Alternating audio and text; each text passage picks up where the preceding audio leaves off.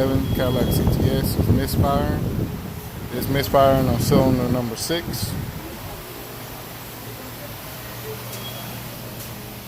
I know it was a couple coils replaced at another dealership or another facility, and number 6 was one of them. But evidently they didn't replace the spark plug, and we have carbon tracking on the spark plug, which also goes into the new ignition coil, aftermarket but new. So now we need a new ignition coil and spark plug.